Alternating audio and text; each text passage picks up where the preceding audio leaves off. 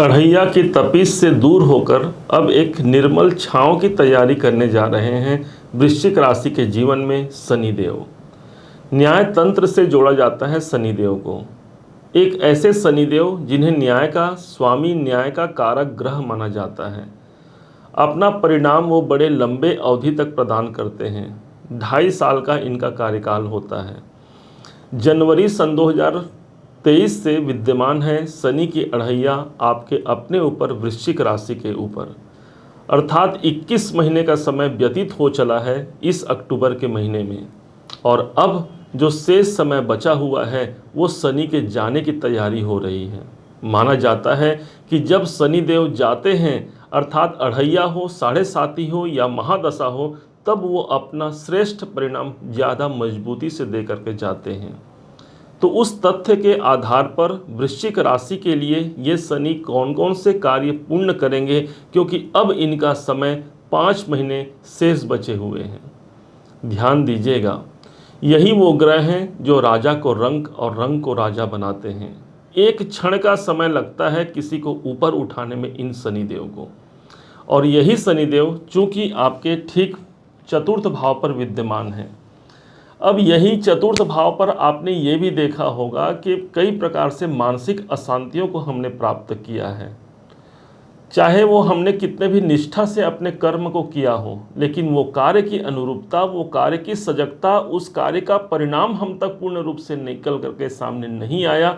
यही शनिदेव का परिणाम है, क्योंकि ये विलंब के स्वामी हैं।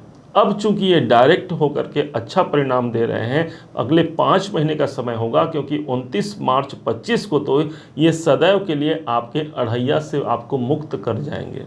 सदैव के लिए का तात्पर्य ये है कि 30 साल बाद ये पुनः फिर से पधारेंगे आपके चतुर्थ भाव पर। और अगले 30 साल को किसने देखा है? पल में प्रलय होएगी, बहुरी करेगा कब। अब ये शनि का जो प्रभाव होगा वो एक आत्मिक सुख को आपको प्रदान कराने वाला होगा। किसी कारण से मन अशांत है, उस अशांति से आपको दूर कराना होगा। यही चतुर्थ भाव पर शनि का शुभ आशीर्वाद या शुभ वरदान आप इसे मान सकते हैं। किसी कारण से पारिवारिक जिम्मेदारियों का आप निर्वहन कर रहे हैं, और उस कारणों को यदि आप तलाश कर रहे हैं कि अपने परिवार को मैं और अधिक सुखद अनुभूति कैसे प्रदान करा पाऊँ, तो ये शनि का कर्तव्य होगा जो चतुर्थ भाव पर यह विद्यमान है। अर्थात एक शुभ परिणाम घर परिवार के दृष्टिकोण से भी अनुकूल होगा।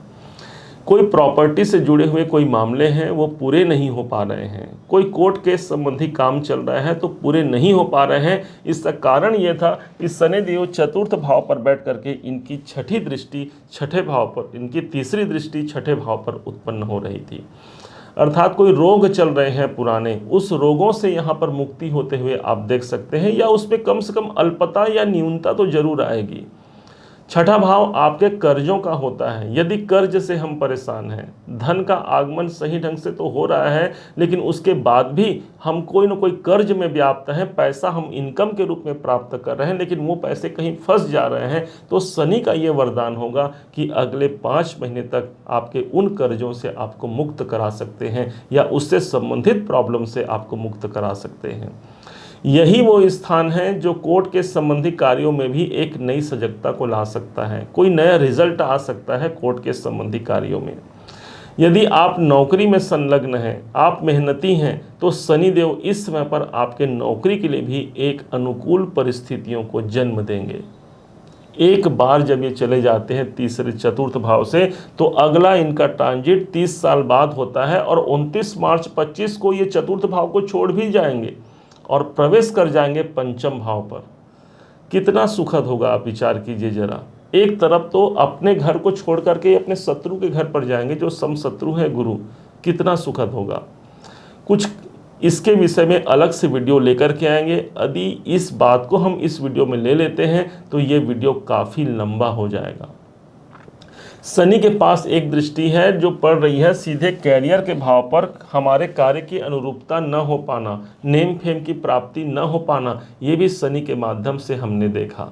यदि देखा है तो शनि अब देने के मूड में है, आप ऐसा मानिएगा, क्योंकि जाते हुए शनि का ये वरदान है कि दसम भाव पर इनकी सप्तम दृष्टि है। कोई कार्य निकल करके सामने आ सकता है, कोई काम बन सकता है जो पेंडिंग है, जो काफ़ी दिन से लंबित है, तो लंबित करने वाले कार्य पर ही शनि का आधिपत्य होता है। तो इस समय पर कोई कार्य हमारे सिद्ध हो सकते हैं। कैरियर में एक नई अनुरूपता, एक नई सुलभता यहाँ पर प्राप्त होते हुए नजर आएगी। शनि की दृष्टि पड़ रही है सीधे आपके अपने राशि पर, वृश्चिक राशि पर, और इसी के कारण से तो अढ़ैया का प्रभाव आया। अब ये शनिदेव स्वास्थ्य से जनित यदि कोई परेशानी है, यदि हमारे प्रतिष्ठा में कोई कमी है, तो एक नया प्रतिष्ठा प्रदान करा पाना ये शनिदेव का कर्तव्य है। ये इस समय पर बाध्य है, मजबूरी है शनिदेव की कि जाते समय हमें अच्छा परिणाम देते हैं, तो अभी इनके पास वो मजबूरी है कि हाँ भाई, मुझे अब वृश्चिक राशि को सही एक समय देना है। क्योंकि शनि अभी राहु के नक्षत्र पर भी है और राहु पंचम भाव पर है, अर्थात जो सोचे हुए कार्य हैं वो कार्य यहाँ पर पूर्ण हो सकते हैं।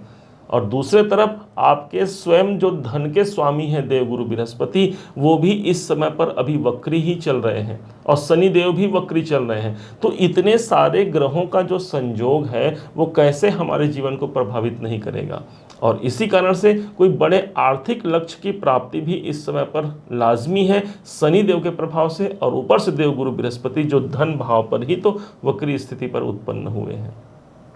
नासै रोग हरै सब पीरा, जपत निरंतर हनुमत बीरा। ये जो पीड़ा का शब्द जो आया है हनुमान चालीसा में, वास्तव में ये पीड़ा है शनि, अर्थात शनि को ही दुख और पीड़ा का कारक माना गया है। इसलिए इस शनि से मुक्त कराने के लिए, इस शनि से मुक्ति दिलाने के लिए हनुमान जी महाराज एक परम श्रेष्ठ साधन हो सकते हैं। उन पर विश्वास रखिए, वो सारे संसार में एक शुभ परिणाम ही प्रदान करते हैं। सुमरि पवन सुत पावन नामा, अपने ही बस करी राखई रामा। तो ऐसे श्री राम जी को सिर्फ एक नाम के माध्यम से हनुमान जी ने अपने बस पे रखा था, अर्थात राम जी कुछ भी कार्य करते बिना हनुमान जी के बगैर नहीं करते थे।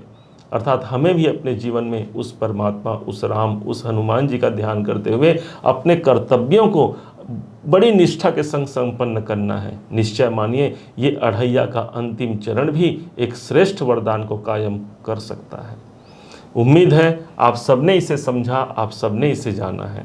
यदि आपने इसे समझा है, जाना है, मेरे समझाने का प्रयास यदि आपको सार्थक लगा हो, मेरे समझाने का तरीका यदि आपको सार्थक लगा हो, तो हर बार की भांति इस बार भी अपना प्यार भरा लाइक और कमेंट करना कभी मत भूलिएगा। और हाँ, यदि अभी तक आपने चैनल को सब्सक्राइब नहीं किया है, सब्सक्राइब जरूर कीजिएगा। पुनः एक बार फिर आप सभी का दिवस बहुत मंगलमय हो, इन्हीं शुभकामनाओं के साथ। जय श्री राम।